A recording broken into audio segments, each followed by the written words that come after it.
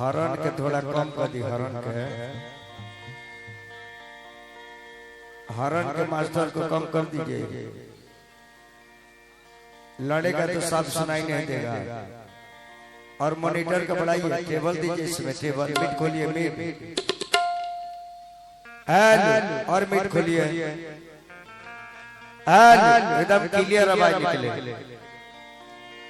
अच्छा ध्यान दें,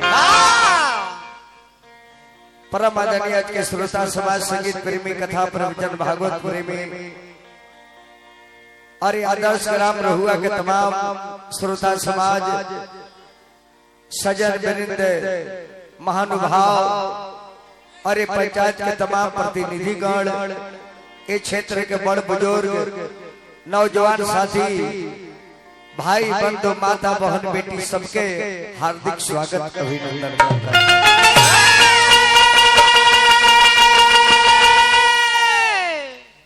मंच पर उपस्थित परम आदरणीय हमारे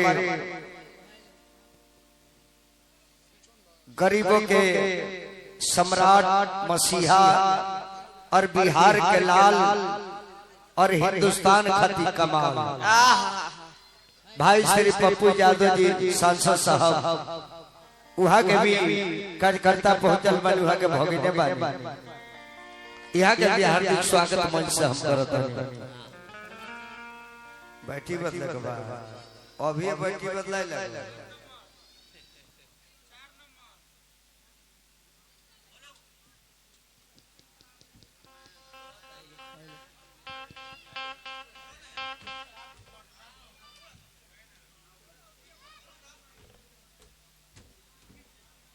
हेलो हेलो हेलो हेलो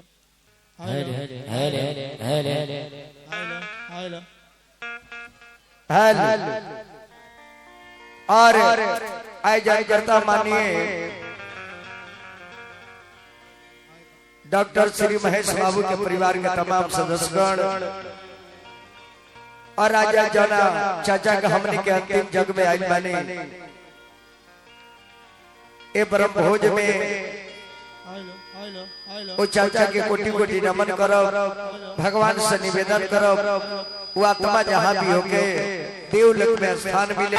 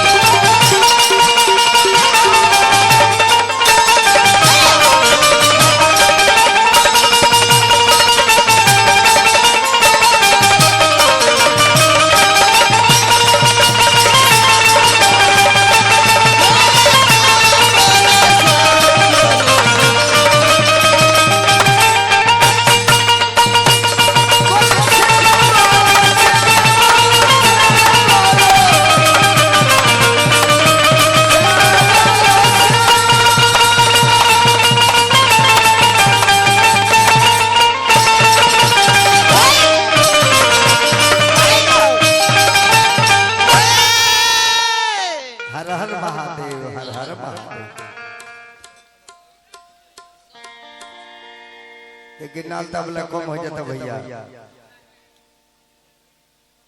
बाजा लगाता तो बढ़ जाता।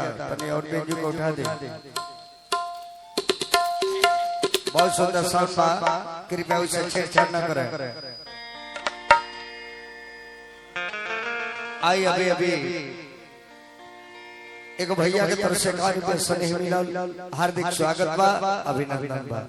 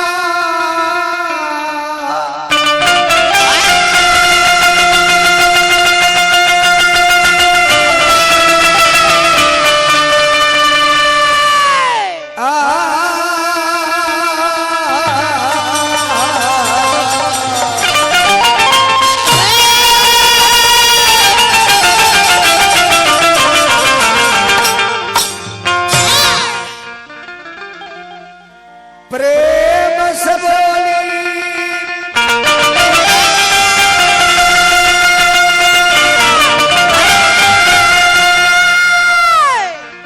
बाबा विश्वनाथ की।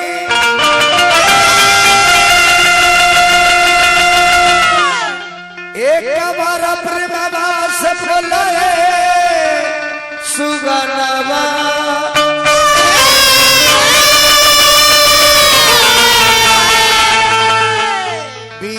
बजरंग बली की।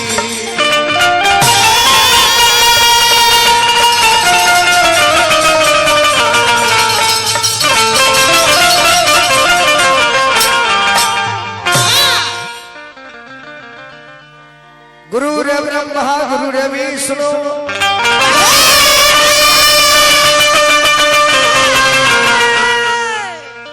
गुरुदेव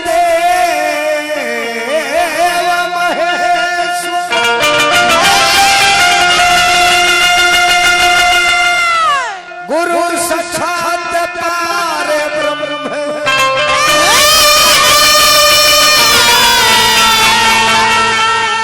तस्मै श्री गुरुदेव नमः।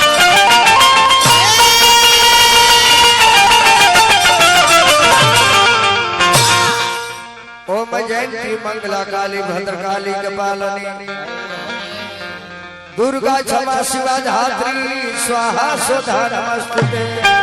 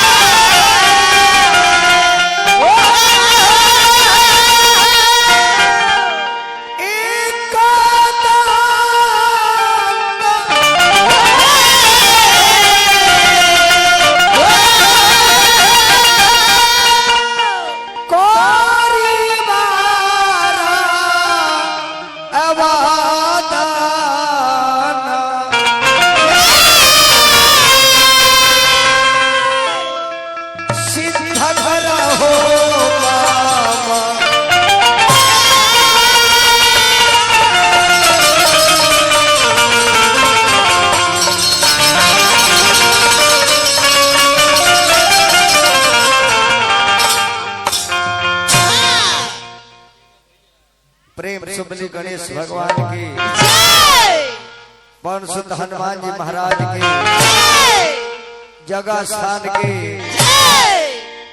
श्रोता समाज की, जगकर्ता महाराज की, यादव समाज की, अपने अपने माता पिता और गुरु महाराज की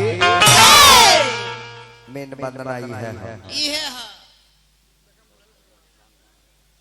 डॉक्टर घनश्याम कुमार राय जी सैकड़ों रुपए दलबनी हम डॉक्टर साहब के नमस्कार करते हैं। वंदना ही है चाचा, वंदना कहने का चीज और सुनने का चीज नहीं है। वंदना अपने अंदर अनुभव करने का चीज है और अंतर आत्मा से परमात्मा को सुनाने का चीज है। लेकिन जन मनोरंजन हेतु साउंड में बोले के पड़ेला कि हम बोला था नहीं तो दुनिया सुनो। भगवान को बहिर न कहे माइक में बोलल जाए तो सुनी है। भगवान सब सुनते हैं, सब जानते हैं, सब देखते हैं।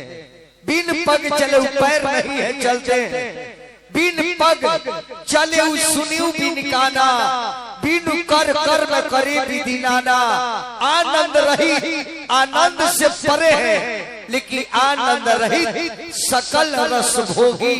अब बिन बाड़ी बक्ता बड़ जोगी।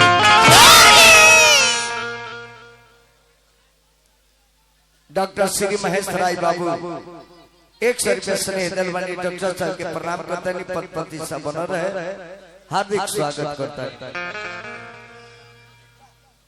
अब तो नहीं है पुलिस सब है। हमने के हिंदू समाज के नियम आवे कि हमने के परिवार में कोनो शुभ कार्य होला तो सबसे पहले भगवान गणेश की पूजा कइल जाला।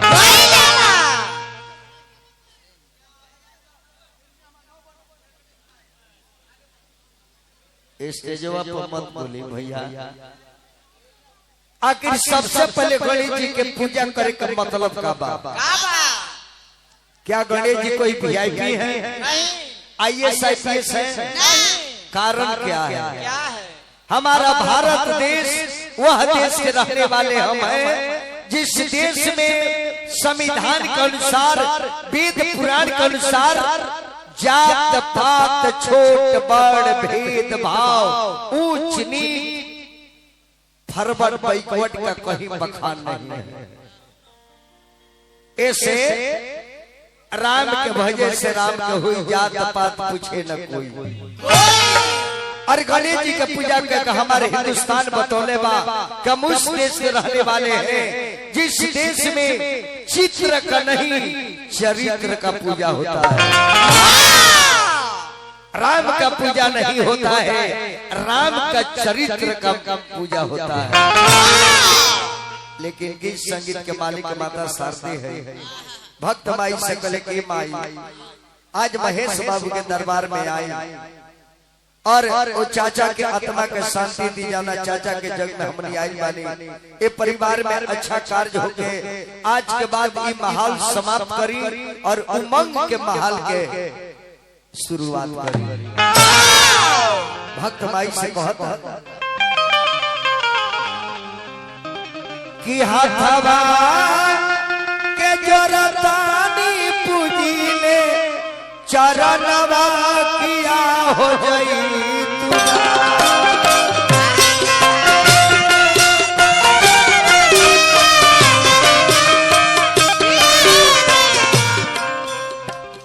हाथवा के जोरतानी पूजीले चरणवा से हो जाई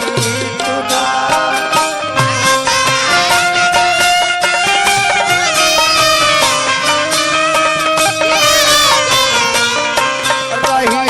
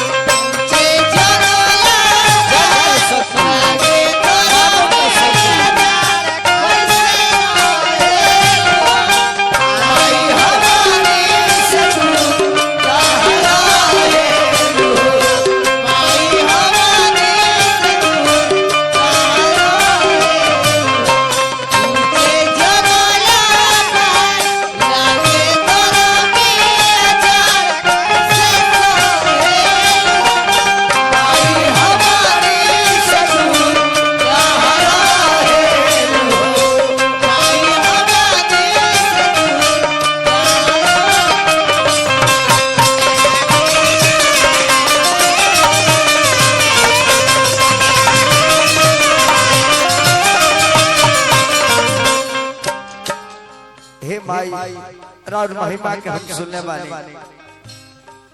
इस दुनिया में रहना है तो तीन चीज पर ध्यान दीजिए। ये तीन चीज याद रहेगा तो धरती पर हम बरकरार रहेंगे। माँ, महात्मा और परमात्मा। माँ के चरण में जाएंगे, बचपन संवर जाता है। महात्माओं की सेवा करेंगे, फिसलन जवानी सुधर जाता है। और भगवान का भजन करेंगे तो जीवन का नाव पार हो जाता है। सुनिए कि माई का दो बड़ी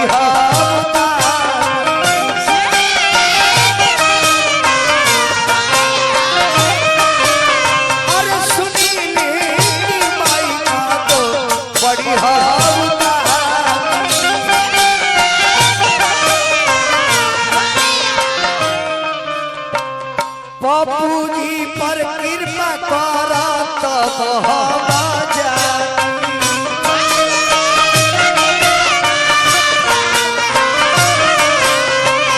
बापूजी पर कृपा करा तब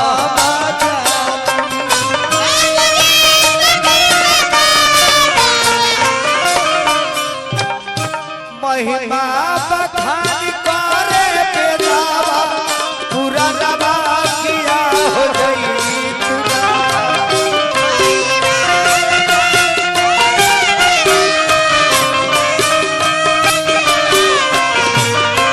तुआरा बैठल बा लाला लवा किया हो गई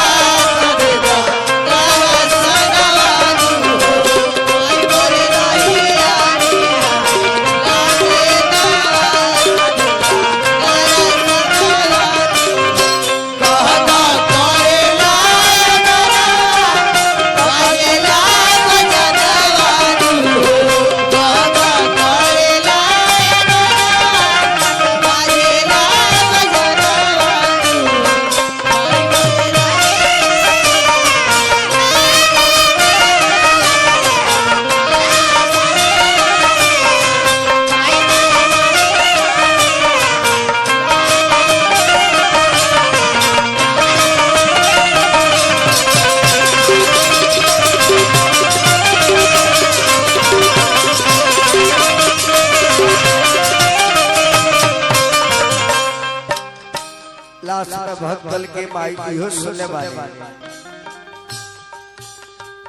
कालिदास करिया के अछरिया सिखवालू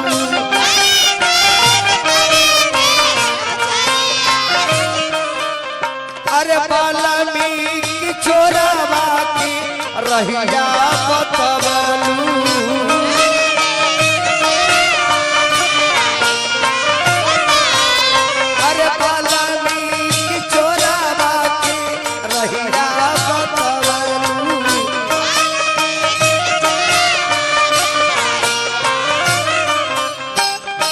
चेलावा बना के छोड़ले गौतम तू फलवा किया हो जाई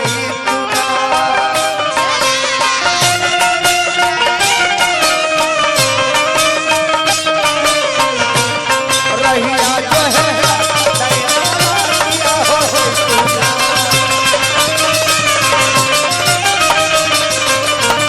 रहिया जो है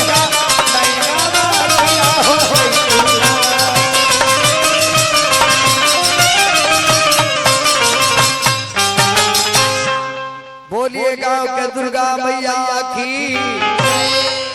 आत्मा शरीर भक्ति धुन बजाओ जब खड़ा होके श्रोता के दर्शन करी और चाचा के नाम पर भजन गाए। श्री चंदेश राज 100 रुपया दलवानी राज जी के अभिनंदन स्वागत प्रणाम।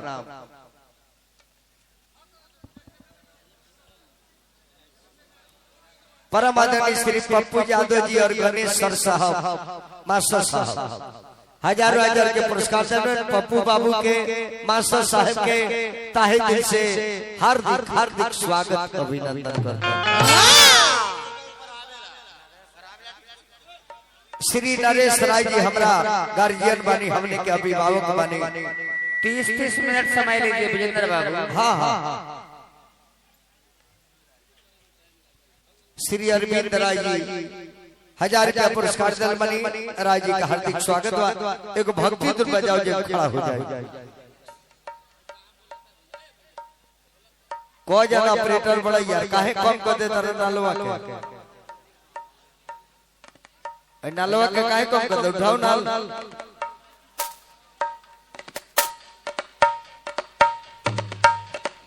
एक बार बन जाता है तो कृपया छुइए नहीं। आता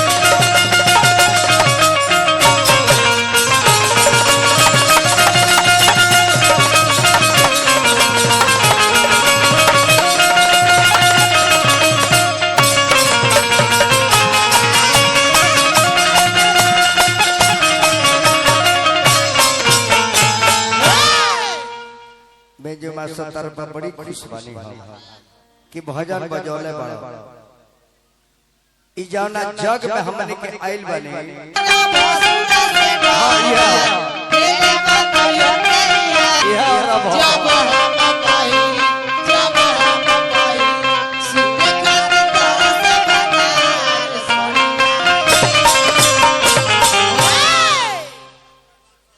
डॉक्टर घनश्याम साहब पुरस्कार से प्रणाम।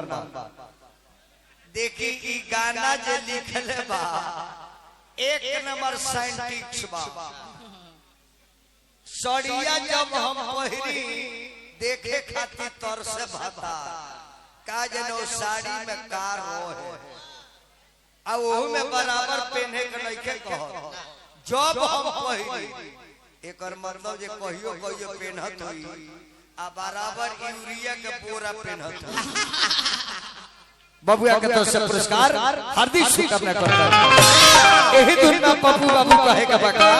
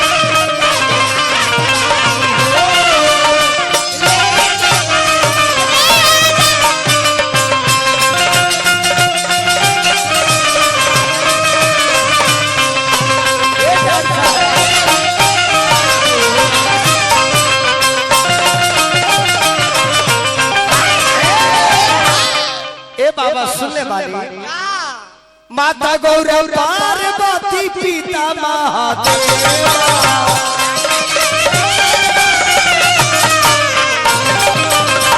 माता गौरव पार्वती पिता महादेव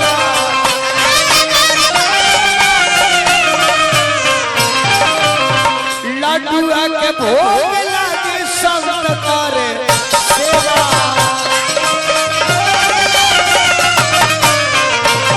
लड्डुआ के भोग लागे संत करे सेवा रीतिया सीधी करो सजनवा सुबला बाबा बुआ ए बाबा सुबला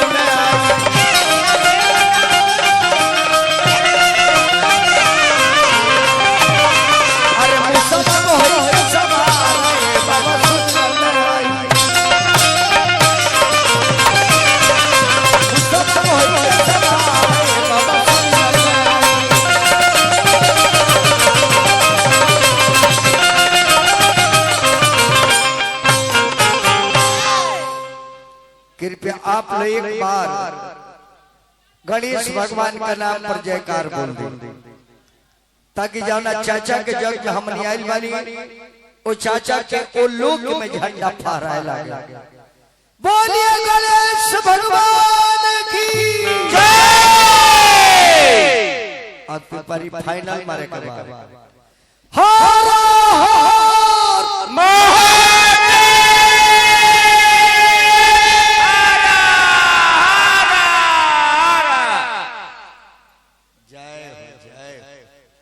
अब एगो भजन माई के गाए जाना माई के कृपा से चिल्लातानी और वही माई के कृपा से रुआ सब बैठ के सुनातानी एक कौना माई के कृपा से कौना माई के साउंड बढ़ाओ पर ओ मैं बोल के साउंड बढ़ाओ हेलो हेलो तने बढ़ा दे बाबू हेलो हेलो बस का कहल हो कौना माई के कृपा से पागल बड़ा संसार में महतारी से बढ़ के बा ए धरती पर माता से बढ़ के केहू देवी नहीं 10 गो आचार्य के बराबर 10 गो ब्राह्मण के बराबर एगो गुरु के स्थान होला 100 गुरु जी के बराबर एगो पिता का स्थान होला और 1000 पिता के बराबर अकेले माता का स्थान होला। अरे माई निर्दलीय उम्मीदवार है काजी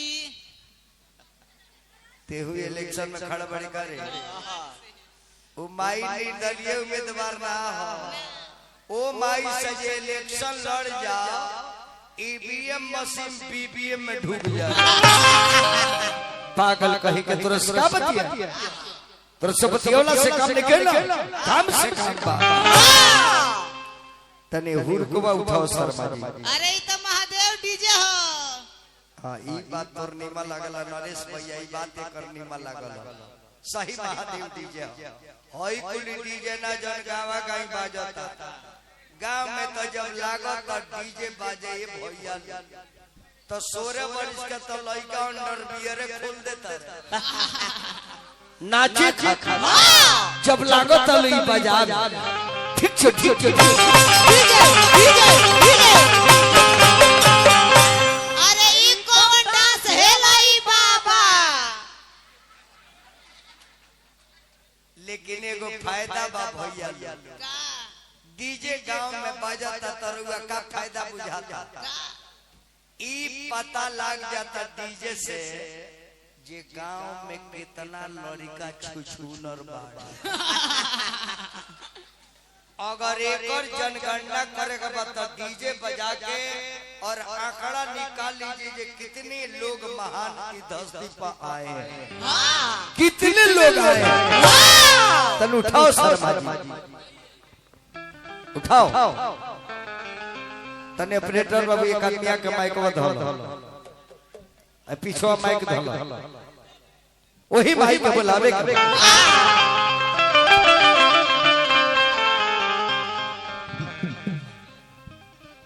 सटाओ तन्योर उठाओ करके बेस उठाइए, बेस को रेस कीजिए। तन्योरी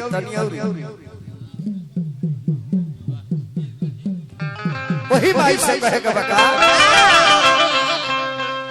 भक्तल के माता आज परिवार में अब ये माई ताहरे तुम्हारी आयल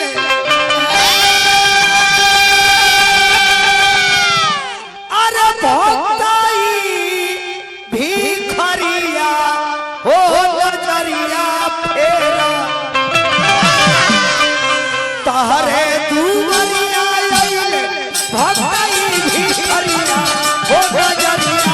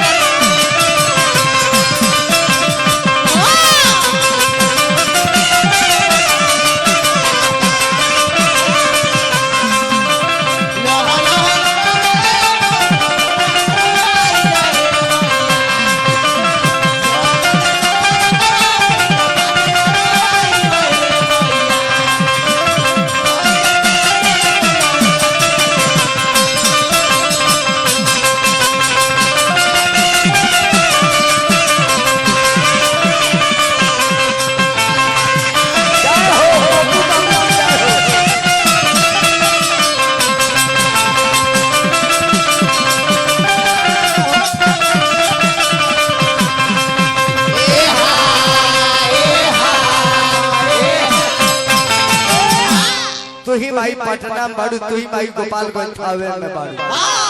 अरे रहसु बोलवली माई जंगल के भीतरिया हो बजरिया फेरा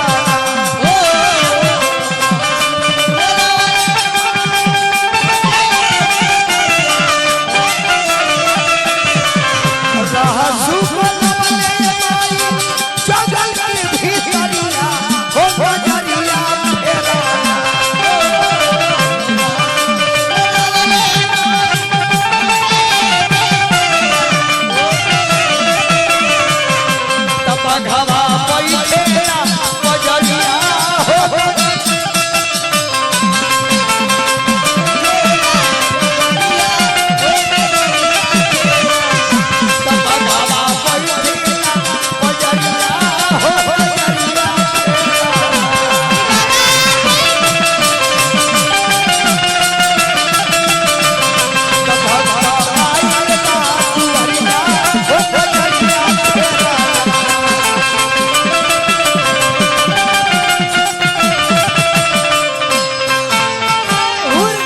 हनुमान जी के जय बोलते एक बाद हमरा शंकर बाबू से आनंद ली कहे के का बाला में छठ का पारे पर पप्पू बाबू जनशक्ति पार्टी के वरिष्ठ कार्यकर्ता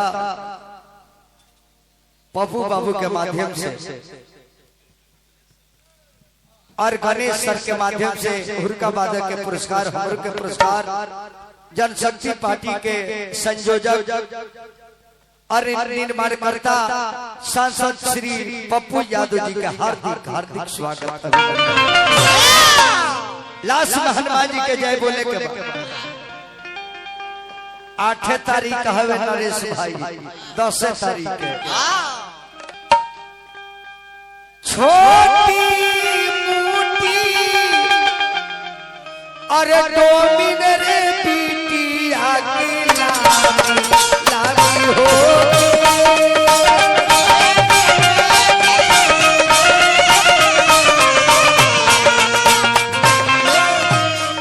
बिहार का सुपरस्टार त्योहार छठ श्री प्रवीण राय बाबू के तरफ से पुरस्कार 100 रुपया। हमारे जो भी हमारे कार्यकर्ता हैं पानी मंच पर पहुंचाने का कष्ट करेंगे। प्रवीण बाबू आपसे रिक्वेस्ट है कि मंच पर पानी पहुंचाने का कष्ट करेंगे। श्री तेज नारायण राय जी महुआ वैशाली के माध्यम से पुरस्कार से मैंने प्रणाम करता है। छठ माई के दूत छोटी मोटी तो मेरे बिटिया की लागी हो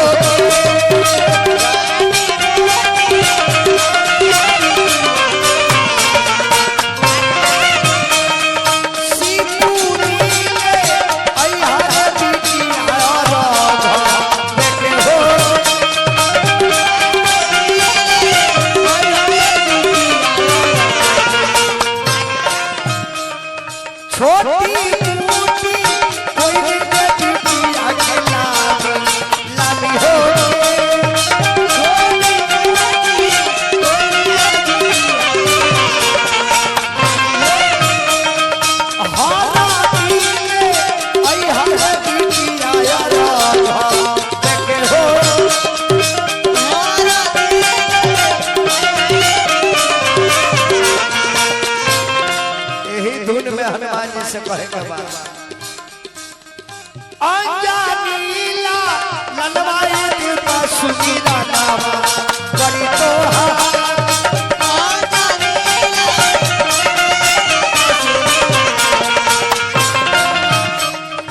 शुरू जाके नीली ने कोई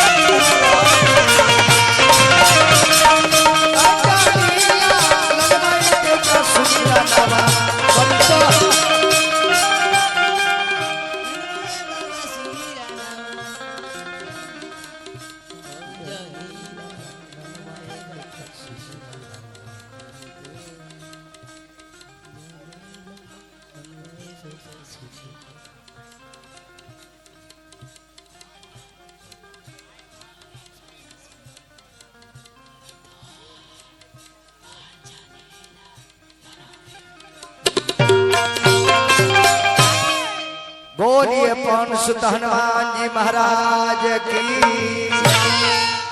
सिया बारे